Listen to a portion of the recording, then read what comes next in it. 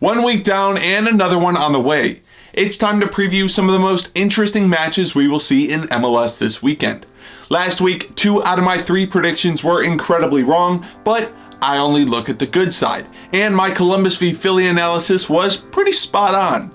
So more of that and less of the others. To start off, we're going to the Big Apple, where NYCFC will be welcoming Ohio boys FC Cincinnati. For New York, they're coming off a defeat from their trip to the capital.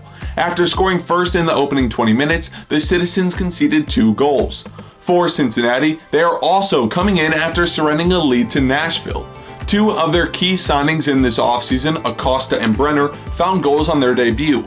But after those first 15 minutes, Nashville put a lot of pressure on them and found themselves tying the match 2-2. For this game, I'm hoping we see Cincinnati continue some of the high press energy we saw in the beginning of their match on Saturday. But I think the true fate for this team will be on their back line. Goalkeeper of the week, Teton, made 11 saves for the 31 shots Nashville had.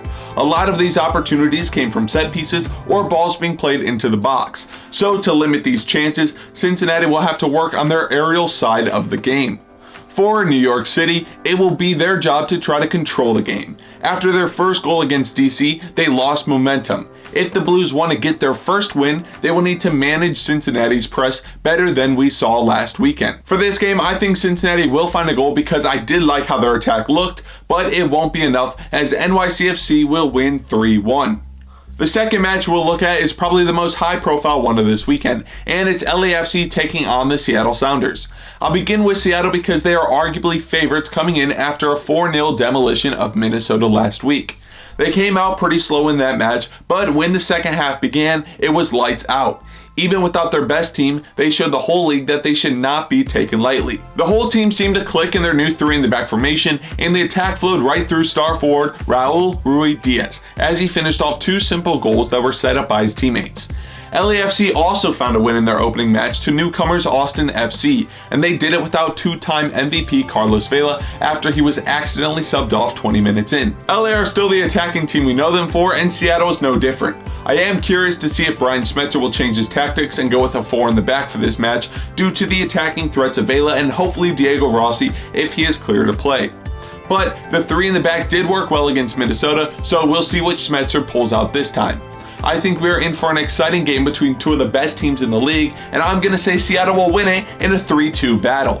The last game I'll cover is the Houston Dynamo as they make their journey to Portland to face the Timbers.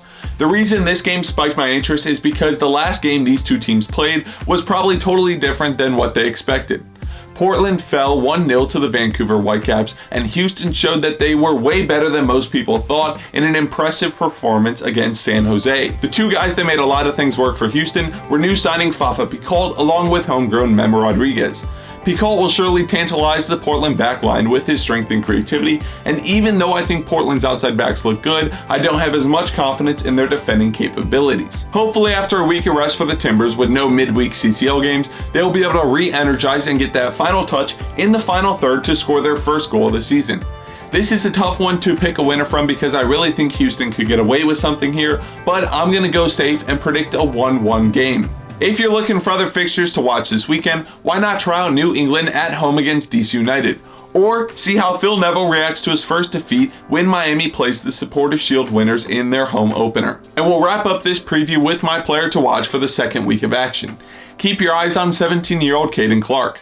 The young midfielder burst onto the scene last year when he scored the game winner on his debut, and he's back at it again this year as he scored the only goal in the Red Bulls' defeat to Sporting Kansas City.